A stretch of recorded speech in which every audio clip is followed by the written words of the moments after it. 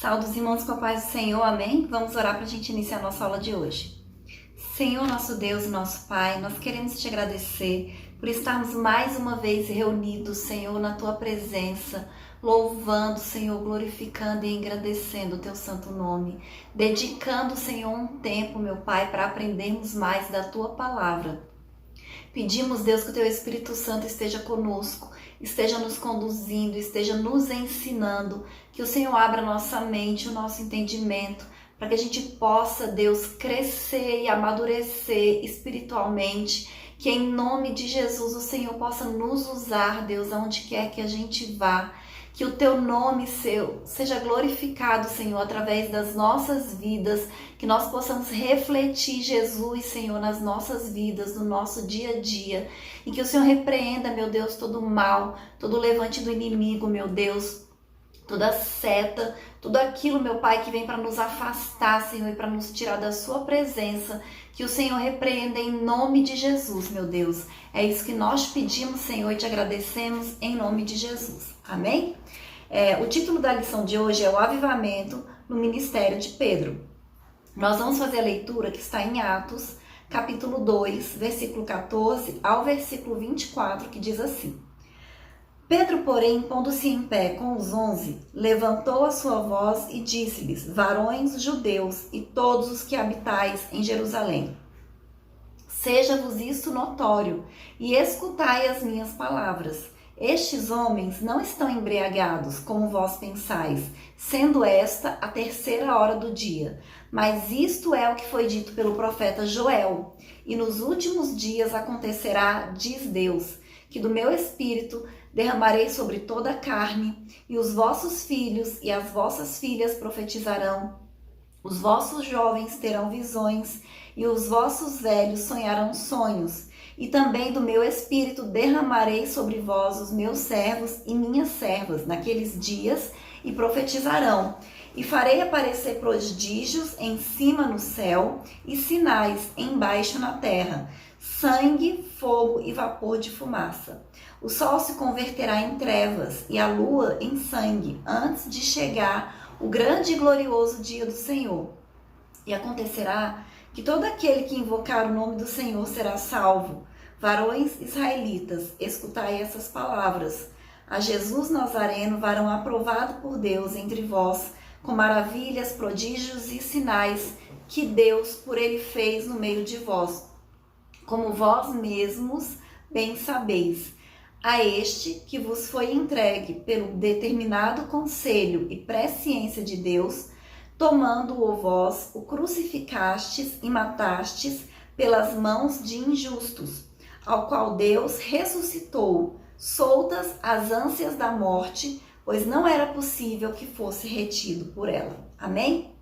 Então, na lição de hoje, nós vamos ver o avivamento na vida e no ministério do apóstolo Pedro, porque através da palavra, através dos evangelhos, do livro de Atos, e dos outros livros, a gente pode perceber a mudança que aconteceu na vida e no ministério de Pedro, na vida espiritual, na vida ministerial, como ele mudou após o batismo com o Espírito Santo.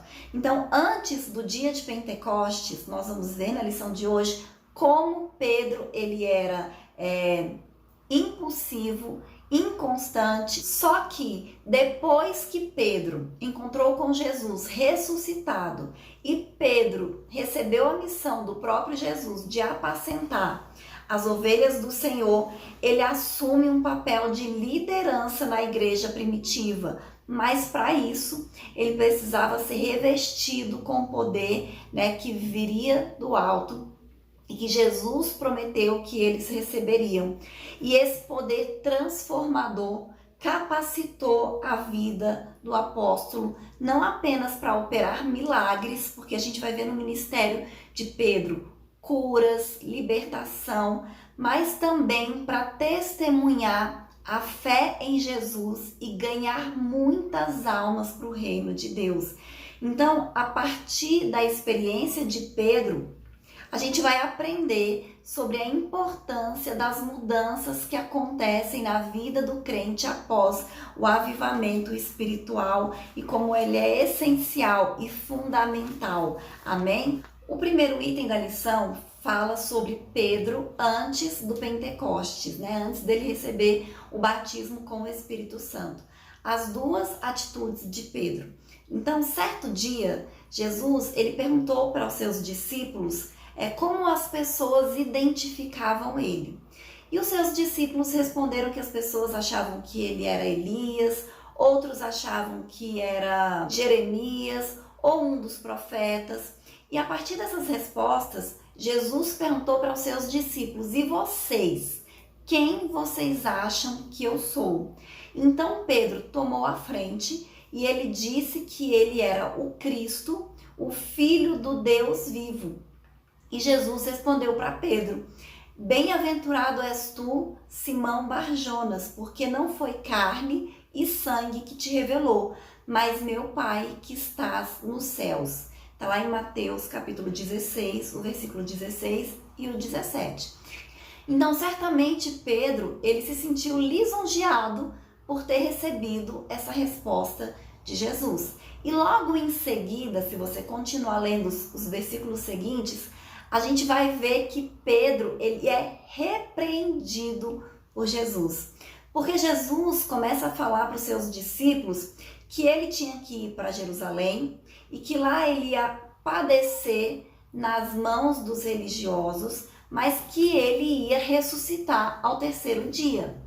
E aí o mesmo apóstolo Pedro disse o seguinte: Senhor, tem compaixão de ti, de modo nenhum te acontecerá isso. Está em Mateus capítulo 16, o versículo 22.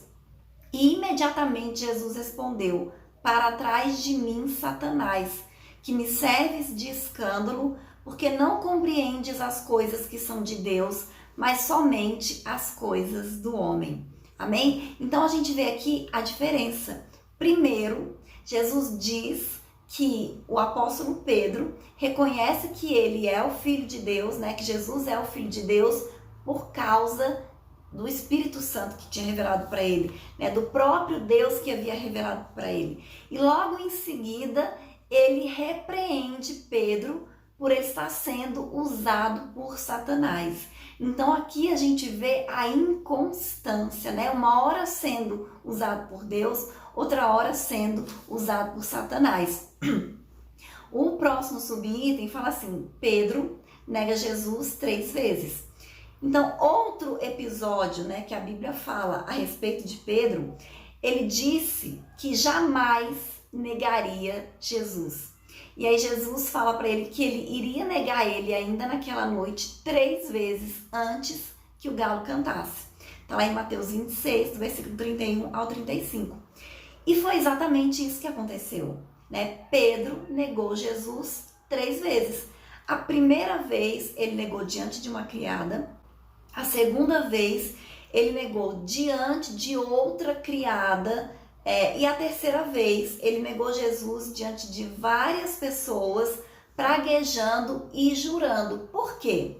Porque ele estava com medo de ser identificado como um dos discípulos de Jesus, já que Jesus havia sido preso e dele também ser preso. E quando Pedro nega Jesus 3 vezes, o galo canta. E quando o galo cantou, ele se lembrou das palavras de Jesus e ele ficou muito envergonhado e arrependido. Só que Jesus, ele não desprezou Pedro por causa dessa falha que ele teve. Quando Jesus ressuscita, e o anjo diz às mulheres, né, que fossem dar as boas novas aos discípulos, ele destaca o nome de Pedro, né? Ele fala o nome de Pedro em destaque. E devemos ter o cuidado que Jesus teve, da gente não descartar as pessoas simplesmente porque elas cometeram um erro. Pedro, a gente vê aqui que antes dele receber o batismo com o Espírito Santo, ele errou algumas vezes, mas o Senhor não desprezou ele. E após a ressurreição de Jesus, ele teve um novo encontro com Jesus E Jesus, inclusive, deu a ele a missão de apacentar as suas ovelhas, né? E ele se tornou um líder da igreja primitiva. Por quê? Porque Jesus não abandonou a Pedro. Jesus não desprezou Pedro, apesar dele ter falhado, apesar dele ter errado. Então, assim, a gente precisa entender isso, que as pessoas, elas falham da mesma maneira que nós falhamos. Nós não somos perfeitos, nós não somos infalíveis. E muitas vezes nós somos muito condescendentes com os nossos próprios erros, mas quando são outras pessoas que estão errando, então nós não perdoamos, nós apontamos, nós julgamos, nós rejeitamos essas pessoas e não precisamos ter esse cuidado, amém? O próximo tópico diz assim: Pedro após o Pentecostes. Pedro, batizado no Espírito Santo. Após ser batizado com o Espírito Santo, Pedro, ele se tornou outro homem. Quando a gente lê o que fala a palavra de Deus a respeito de Pedro, depois, a partir, do livro de Atos, é outra pessoa, é outro Pedro. Por quê? Porque ele foi transformado, ele foi avivado, ele foi revestido do alto, ele recebeu ousadia, ele recebeu intrepidez. Então, se antes a gente tinha um Pedro medroso, que negou Jesus com medo de ser preso, após ele ser batizado com o Espírito Santo, no meio de uma multidão de pessoas, ele pregou ousadamente a palavra de Deus. Ele falou de Jesus ali para aquelas pessoas com intrepidez. E diz que de uma só vez, através daquela pregação de Pedro, 3.000 pessoas se converteram. A igreja ganhou 3.000 novos membros. Amém? Então é isso que o Espírito Santo de Deus faz nas nossas vidas. Ele nos capacita. É por isso que nós temos que orar, que nós temos que buscar esse avivamento, porque é o Espírito Santo que vai nos capacitar para o nosso ministério, para nós ganharmos almas, para nós curarmos, para nós libertarmos aqueles que estão escravos de Satanás, porque foi exatamente isso que aconteceu, não somente com Pedro, mas a gente fala de Pedro porque tem com que a gente comparar, porque fala de como Pedro era antes e mostra, revela como Pedro se comportou e viveu depois desse avivamento, depois do batismo com o Espírito Santo, amém? E aí fala também da cura do coxo. Juntamente com João, Pedro chegou à Porta Formosa do templo em Jerusalém. E eles viram ali, junto à porta, um paralítico pedindo esmola. E em lugar de dar-lhe o que ele pedia, que era esmola, que era dinheiro, que era alguma coisa para ajudar no seu sustento, cheio do Espírito Santo de Deus, Pedro ordenou que ele se levantasse e andasse. E em nome de Jesus Cristo, imediatamente aquele paralítico se levantou, ele foi curado e ele entrou no templo saltando, pulando e dando glória a Deus. E isso causou um grande espanto entre aquelas pessoas que estavam ali e que conheciam aquele homem como um paralítico, como alguém que não andava. E de repente eles verem aquele homem pulando, dançando, glorificando, coisa que ele não podia fazer, pelo poder de Deus, amém? Então Pedro foi usado para curar não somente esse homem, mas várias outras pessoas. E aí o próximo subitem fala assim: Pedro avivado em outras ocasiões. Então o avivamento do Espírito Santo na vida de Pedro, ele foi notório em várias ocasiões. Quase 5.000 pessoas aceitaram a Cristo como Salvador com a mensagem dos apóstolos, está em Atos capítulo 4, versículo 1 ao 4. E esse fato, ele teve repercussão junto ao Sinédrio, que era o tribunal religioso dos judeus. Por quê? Eles estavam vendo o que estava acontecendo. O número grande de pessoas que estavam acreditando em Jesus, que estavam aceitando o cristianismo, que estava se tornando cristão, amém? E isso era algo assim que os judeus do Sinédrio, eles não queriam que as pessoas que eles chamavam naquela época fossem para essa seita, né? Porque eles não conheciam, eles não aceitavam em Jesus como Filho de Deus. Mal eles acreditavam que Jesus havia ressuscitado, eles achavam que era alguma enganação, algum truque, né, dos discípulos de Jesus. Mas o fato é que as pessoas estavam ouvindo a pregação dos apóstolos e estavam acreditando, estavam se convertendo, estavam aderindo ao cristianismo, né? Estavam indo para a igreja primitiva, né? Para a igreja do primeiro século. E por causa disso, os apóstolos foram interrogados pelo sumo sacerdote sobre com que autoridade eles realizavam aqueles milagres. E eles responderam com ousadia que eles faziam isso em nome de Jesus Cristo, a quem os judeus haviam crucificado injustamente.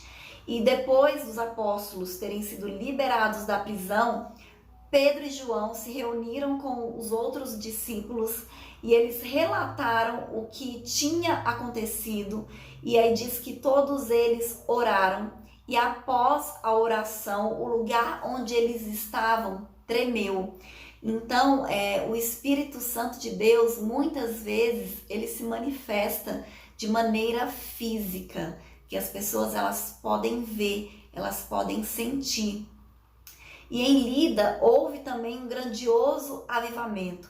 Quando Pedro chegou ali, ele orou por um homem chamado Enéas, que estava paralítico há 8 anos, e Enéas foi curado, e por isso também houve muitas conversões ao Senhor, porque as pessoas estavam vendo o que estava acontecendo. Elas estavam vendo pessoas que elas conheciam, enfermas, como esse homem aqui paralítico, e essas pessoas eram curadas milagrosamente, porque não tinha cura para os males que essas pessoas tinham. E após as orações, né, elas eram curadas, né? O poder de Deus era manifestado na vida delas.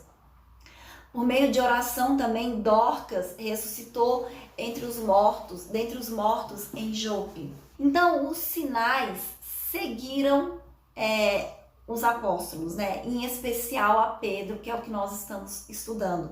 Então, nós vimos curas, libertações, conversões, e é isso que acontece na nossa vida também, porque é o mesmo Deus e é o mesmo Espírito Santo. O próximo tópico, ele fala assim, a igreja de hoje e o avivamento de Pentecostes. A igreja atual e o Pentecostes. Certa vez, o Senhor Jesus, ele disse que haveria uma grande falta de fé, e aí ele fez uma pergunta: quando, porém, vier o Filho do Homem, porventura achará fé na terra? Lá em Lucas 18, versículo 8. E quando Jesus fala, né, quando vier o Filho do Homem, é quando vier pela segunda vez, porque ele já estava presente ali entre os homens, e quando ele retornasse para buscar a sua igreja, né, como a palavra de Deus nos afirma que ele vai fazer, será que ele encontraria fé na terra? E infelizmente, e ao mesmo tempo cumprimento, né, da profecia de Jesus, a gente vê que a fé está diminuindo. A gente observa hoje em dia a quantidade de pessoas que estão deixando a fé, ou que se dizem ainda cristãs, se dizem da igreja, dizem que tem fé, mas elas estão fazendo tudo completamente diferente, ao contrário do que está na Bíblia. E aí é por isso que nós temos que orar, né, e pedir ao Senhor que venha um grande avivamento no nosso tempo.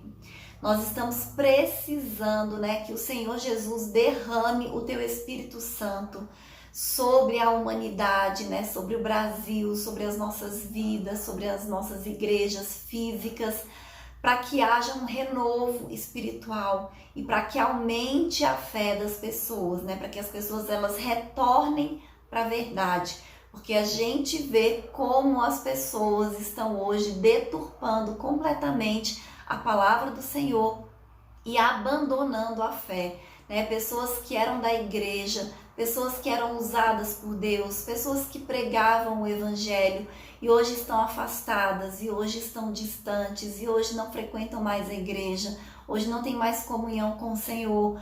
Então nós temos que orar pedindo um avivamento e pedindo também para Deus resgatar essas pessoas, né? Libertá-las, transformá-las, abrir os olhos delas, tirar a escama dos olhos, né, que está cobrindo, como era o apóstolo Paulo, e as escamas caíram dos seus olhos e ele se tornou um seguidor de Jesus Cristo. Então nós temos que orar por essas pessoas, tanto por aqueles que ainda não conhecem a Cristo, mas principalmente por aqueles que a gente sabe que conhecem o Senhor, mas que estão desviados, que estão afastados, né? Nós temos que orar pedindo que Deus traga essas pessoas de volta, né? Que Deus quebrante o coração delas. Amém? E o outro tópico fala sobre tempos de multiplicação da iniquidade.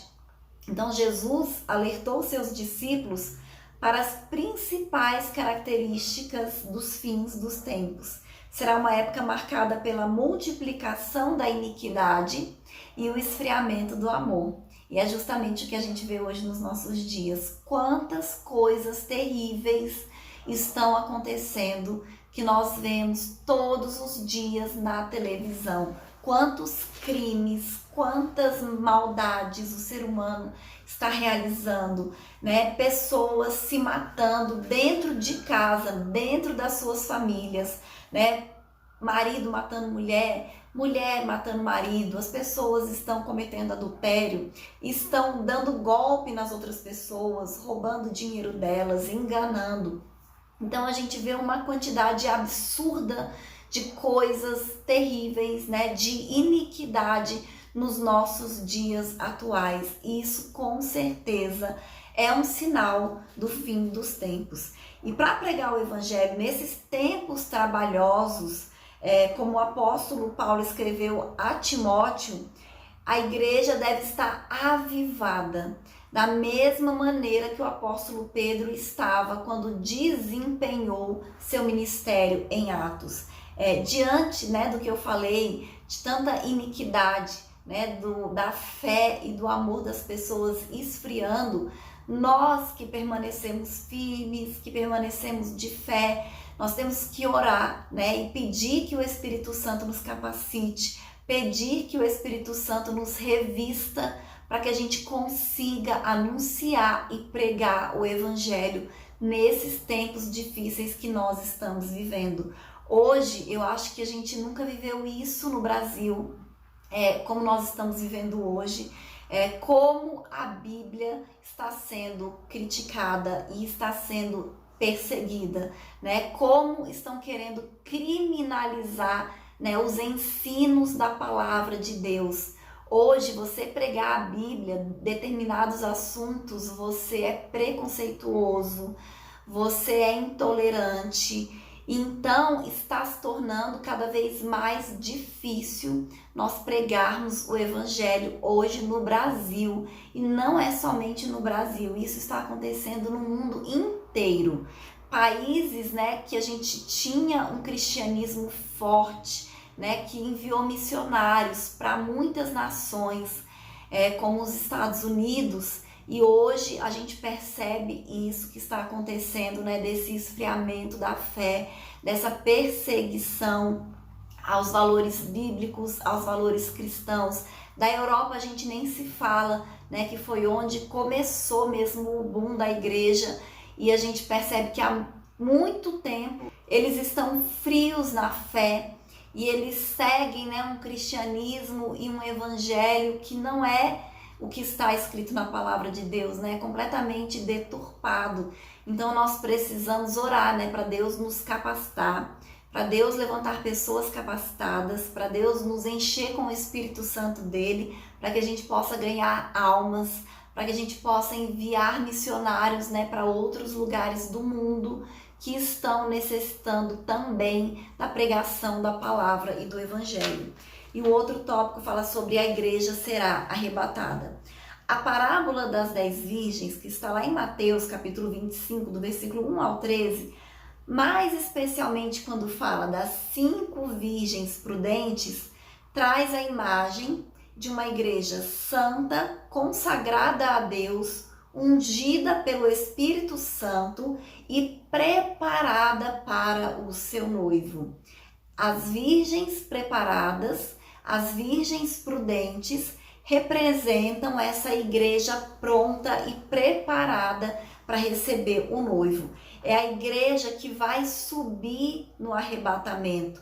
Como o apóstolo Pedro, ele anelava pela vinda do Senhor, né, de maneira avivada, nós precisamos também estar avivados e preparados para ouvir o toque da trombeta por ocasião do arrebatamento da igreja. E da mesma maneira que Pedro, ele estava almejando e ansioso, né, já pela segunda vinda de Jesus, porque Jesus falou para eles que voltaria, ele estava esperando, mas ao mesmo tempo ele estava trabalhando, né, pregando o evangelho, anunciando a palavra do reino de Deus, curando, libertando, ganhando almas. E é assim que nós temos que estar, preparados, esperando, trabalhando, fazendo a obra do Senhor. Deus conta com cada um de nós, amém? E eu vou ler a conclusão que diz assim: o ministério do apóstolo Pedro mudou completamente após ser revestido do poder de Deus.